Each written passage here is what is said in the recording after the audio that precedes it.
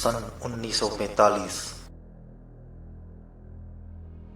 Germany ने दूसरे विश्व युद्ध में दुश्मनों के सामने समर्पण कर दिया। हिटलर को अंदाजा हो चुका था कि अब उसकी लड़ाई का क्या असर होने वाला है। इसीलिए हिटलर और उसके प्रचार मंत्री गोयबल्स ने बर्लिन में एक बंकर में पूरे परिवार के साथ अप्रैल में ही आत्महत्या कर ली थी। युद्ध खत्म होने के बाद न्यूरम्बर्ग में एक अंतर्राष्ट्रीय सैनिक अदालत की स्थापना की गई। इस अदालत को शांति के विरुद्ध किए गए अपराध, मानवता के खिलाफ किए गए अपराध और युद्ध अपराधों को नाजी सेना को जिम्मेदार ठहराया। दूसरे विश्व युद्ध के साये में जर्मनी ने नरसंहार शुरू कर दिया था, जिसके तहत यूरोप में रहने वाले कुछ खास नस्ल के लोगों को सामूहिक रूप से मारा गया। इस युद्ध में मरने वाले 60 लाख यहूदी, 2 लाख जिप्सी और 10 लाख पोलैंड के नागरिक थे। साथ ही साथ मानसिक व शारीरिक रूप से अपंग घोषित किए गए 70,000 जर्मन नागरिकों को मौत के घाट उतारा था। इनके अलावा न जाने कितने राजनीतिक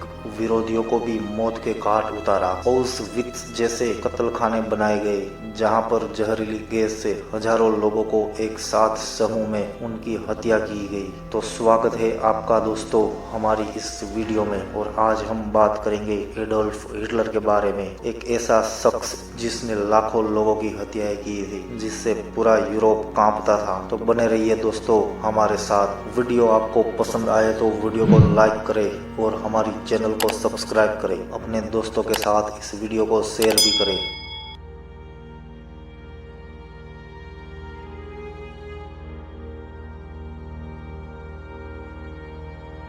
20 अप्रैल सन 1889 को ब्रोनो एम इन नामक एक छोटे से गांव में एडोल्फ हिटलर का जन्म हुआ, जो आज के ऑस्ट्रिया में स्थित है। इनके पिता एलोइस हिटलर तथा माता क्लारा हिटलर। इसके माता पिता के 6 बच्चे हुए, जिनमें से हिटलर चौथे नंबर के थे। इनके 3 भाई बहन गस्ताव, इदा और ओटो की बचपन में ही मृत्यु हो गई। एडोल्फ जब 3 साल के थे तब उनका परिवार ऑस्ट्रिया से जर्मनी में रहने चला गया। तब से वे जर्मनी में ही पले बढ़े और वहीं शिक्षा प्राप्त की। हिटलर बचपन से ही बहुत उज्ज्वल और शरारती बच्चे थे और अपने स्कूल में बहुत ही प्रसिद्ध थे। उनको पेंटिंग्स बनाने का बहुत शौक था।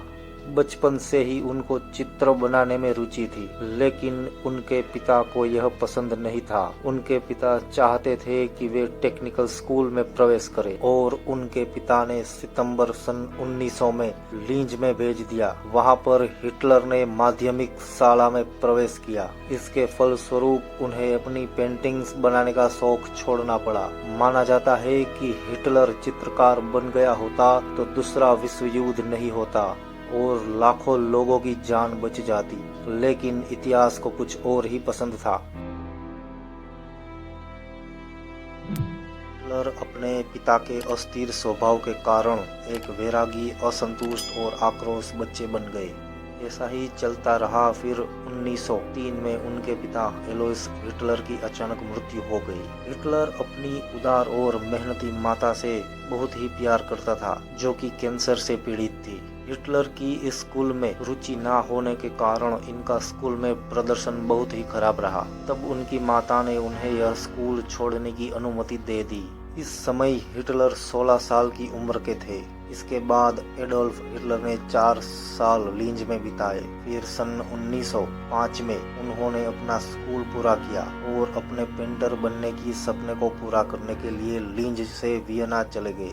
वहां उन्होंने फाइन कला की विनिज एकेडमी में प्रवेश करने की कोशिश की, लेकिन हिटलर वहां पर प्रवेश नहीं मिला। हिटलर को कहा गया कि उसमें अभी इमेजिनेशन की कमी है, लेकिन हिटलर ने हार नहीं मानी और उसने दूसरी बार अपनी कला को प्रस्तुत किया और एकेडमी में प्रवेश करने की कोशिश की, लेकिन दूसरी बार भी उसे खारिज कर दिया गया।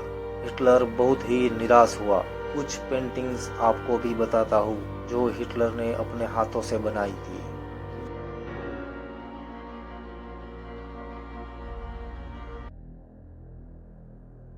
दिसंबर सन 1907 में इनकी माता का निधन हो गया और एडोल्फ हिटलर के परिवार को बहुत ही बड़ा झटका लगा और उन्हें बहुत सी परेशानियों का सामना करना पड़ा। वे कुछ सालों के लिए अपने घर से दूर चले गए और हॉस्टल में रहने लगे। उन्होंने पैसे कमाने के लिए अपनी कलाकृतियों को बेचकर अपनी जीविका का छोटा सा साधन बना लिया। कहा जाता है कि उस समय वियना में प्रचलित नस्लीय और धार्मिक पूर्वाग्रह से हिटलर में यहूदी विरोध के बीज बोए गए।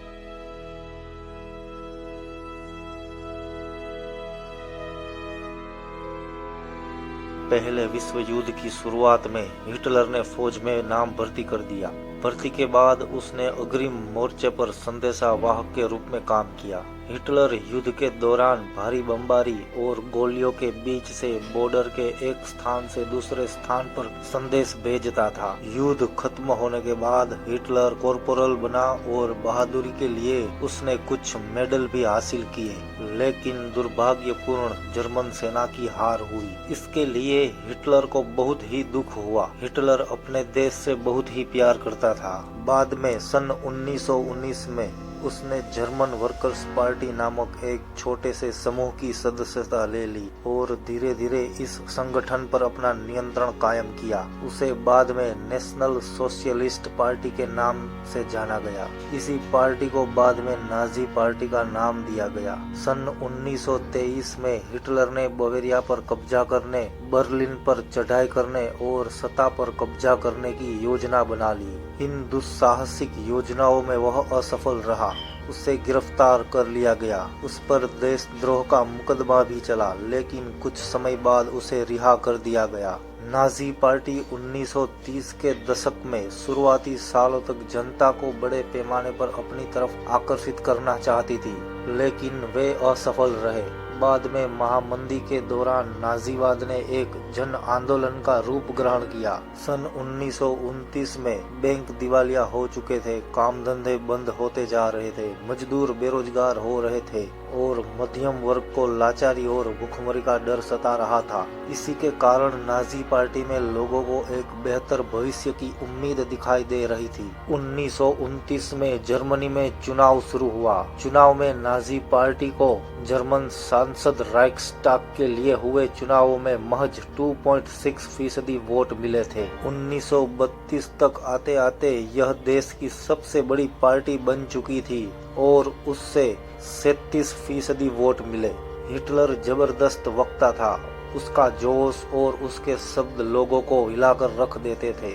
वह अपने भाषणों में एक शक्तिशाली राष्ट्र की स्थापना, वर्साई संधि में हुई नाइंसाफी के खिलाफ और जर्मन समाज को खोई हुई प्रतिष्ठा वापस दिलाने का आश्वासन देता था। उसका वादा था कि वह बेरोजगार को रोजगार और नौजवानों को एक सुरक्षित भविष्य देगा। उसने आश्वासन दिया कि वह देश को विदेशी प्रभाव से मुक्त कराएगा और तमाम विदेशी साजिशों का मुंह तोड़ जवाब देगा। हिटलर के प्रति भारी समर्थन दर्शाने और लोगों में एक दूसरे के प्रति एकता का भाव पैदा करने के लिए हिटलर ने बड़ी बड़ी रैलियों का आयोजन किया और जगह जगह पर जनसभाएं आयोजित की। स्वस्तिक छपे लाल झंडे, नाजी सैल्यूट और भाषणों के बाद खास अंदाज में तालियों की गड़गड़ाहट, ये सारी चीजें शक्ति प्रदर्शन का हिस्सा थी। नाजियों ने अपने धुआंधार प्रचार के लिए हिटलर को एक मसीहा, एक रक्षक, एक ऐसे व्यक्ति के रूप में पेश किया जिसने मानव जनता को तबाही से उबारने के लिए ही अवतार लिया था।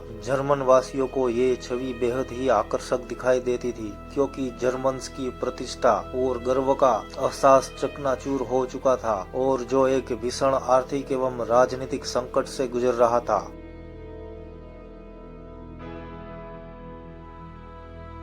लोकतंत्र का ध्वंस।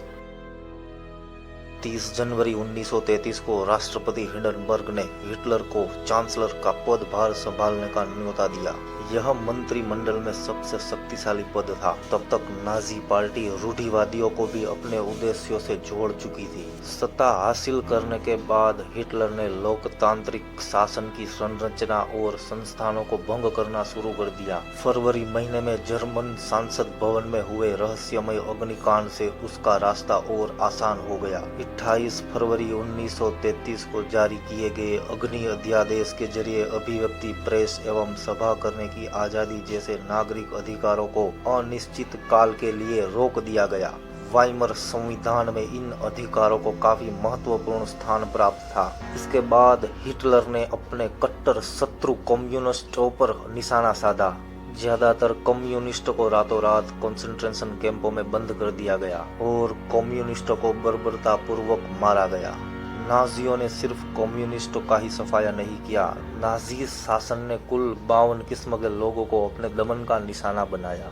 3 मार्च 1933 को प्रसिद्ध विशेषाधिकार कानून पारित किया गया। इस कानून के जरिए जर्मनी में बकायदा तानाशाही स्थापित कर दी गई। इस कानून से हिटलर ने संसद की अवगणना कर दी और केवल सत्ता के जरिए शासन चलाने का तानाशाही अधिकार दे दिया। नाजी पार्टी और उससे जुड़े संगठनों के अलावा सभी राजनीतिक पार्टियों को और ट्रेड यूनियन पर पाबंदी लगा दी गई। अर्थव्यवस्था, मीडिया, सेना और न्यायपालिका पर हिटलर का पूरा नियंत्रण स्थापित हो गया। पूरे समाज को नाजियों के हिसाब से नियंत्रित और व्यवस्थित करने के लिए विशेष निगरानी और सुरक्षा दल बनाए गए।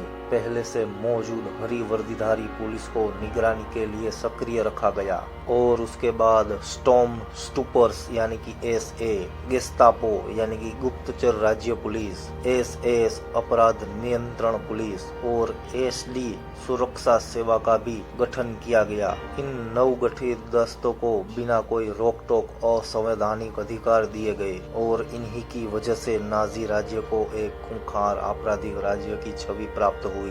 गेस्तापो के यंत्रणा गृहों में किसी को भी बंद किया जा सकता था। ये नए दस्ते किसी को भी यातना गृहों में भेज सकते थे।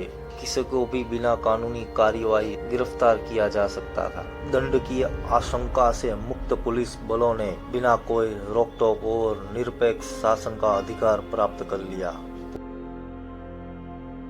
पुनः निर्माण। हिटलर ने अर्थव्यवस्था को पटरी पर लाने की जिम्मेदारी अर्थशास्त्री यालमार साख्त को सौंपी। साख्त ने सबसे पहले सरकारी पैसे से चलाए जाने वाले रोजगार संवर्धन कार्यक्रम के जरिए 100% उत्पादन और 100% रोजगार उपलब्ध कराने का लक्ष्य तय किया। मशहूर जर्मन सुपर हाईवे और जनता की कार फॉक्सवैगन इस परियोजना की देन थी। विदेश नीति के मोर्चे पर भी हिटलर को फौरन कामयाबी मिली। 1933 में उसने लीग ऑफ नेशन से पल्ला झाड़ लिया। 1936 में राइनलैंड पर दोबारा कब्जा किया और एक साम्राज्य, एक नेता के नारे की आड़ में 1938 में ऑस्ट्रिया को जर्मनी में मिला लिया। इसके बाद उसने चेकोस्लोवाकिया के कब्जे वाले जर्मन भाषी सुडेनलैंड प्रांत पर कब्जा कर लिया और फिर पूरे चेकोस्लोवाकिया को हड़प लिया। इस दौरान इंग्लैंड का भी खामोश समर्थन मिल रहा था, क्योंकि इंग्लैंड की नज़र में वर्साई की संधि के नाम पर जर्मनी के साथ बड़ी नाइंसाफी हुई थी। घरेलू और विदेशी मोर्चे पर जल्दी मिली इन कामयाबियों से ऐसा लगा कि देश की नियति अब पलटने वाली है। लेकिन हिटलर यही नहीं रुका। साख्त ने हिटलर को सलाह दी थी कि सेना और हथियारों पर ज्यादा पैसा खर्च ना किया जाए, क्योंकि सरकारी बजट अभी भी घाटे में ही चल रहा था। लेकिन नाजी जर्मनी में नकारात्मक लोगों के लिए कोई जगह नहीं थी। साख्त को उनके पद से हटा दिया गया। हिटलर ने आर्थिक संकट से निकलने के लिए युद्ध का विकल्प चुना। वह राष्ट्रीय सीमाओं को विस्तार से बढ़ाना चाहता था और ज्यादा से ज्यादा संसाधन इकट्ठा करना चाहता था।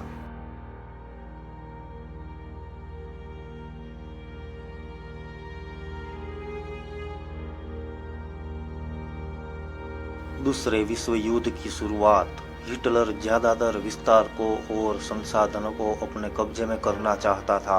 इसी लक्ष्य को ध्यान में रखते हुए सितंबर सन 1939 में उसने पोलैंड पर हमला कर दिया। इसकी वजह से फ्रांस और इंग्लैंड के साथ भी उसका युद्ध शुरू हो गया।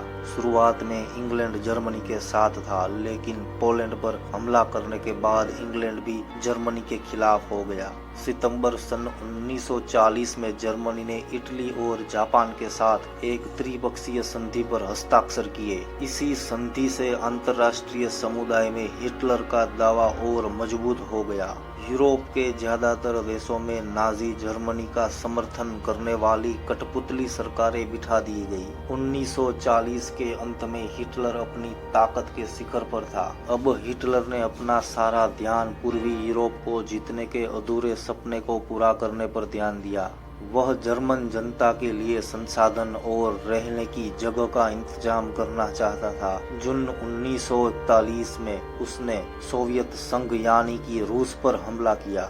यह हिटलर की एक ऐतिहासिक मूर्खता थी। इस आक्रमण से जर्मन पश्चिमी मोर्चा ब्रिटिश वायु सैनिकों के बमबारी की चपेट में आ गया, जबकि पूर्वी मोर्चे पर सोवियत सेनाएं जर्मनों को नाको चने चबा रही थी। सोवियत रेड आर्मी ने स्टालिनग्राड में जर्मन सेना को घुटने टेकने पर मजबूर कर दिया।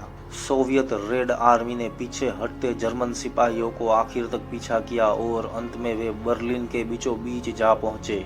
इस घटनाक्रम ने अगली आधी सदी के लिए समूचे पूर्वी यूरोप पर सोवियत वर्चस्व स्थापित कर दिया। अमेरिका इस युद्ध में फंसने से लगातार बचता रहा। अमेरिका पहले विश्व युद्ध की वजह से पैदा हुई आर्थिक समस्याओं को दोबारा नहीं झेलना चाहता था, लेकिन वह लंबे समय तक युद्ध से दूर नहीं रह सकता था। पूर्व में जापान की ताकत फैलती जा रही थी। उसने फ्रेंच इंडो चाइना पर कब्जा कर लिया था और प्रशांत महासागर में अमेरिकी नौ सैनिकों के ठिकानों पर हमले की पूरी योजना बना ली थी। जब जापान ने हिटलर को समर्थन दिया और पर्ल हार्बर पर अमेरिकी ठिकानों पर बमबारी का निशाना बनाया, तो अमेरिका भी दूसरे विश्व युद्ध में कूद पड़ा। यह युद्ध मई 1945 में हिटलर का पराजय और जापान के हिरोशिमा शहर पर अमेरिकी परमाणु बम गिराने के साथ खत्म हुआ।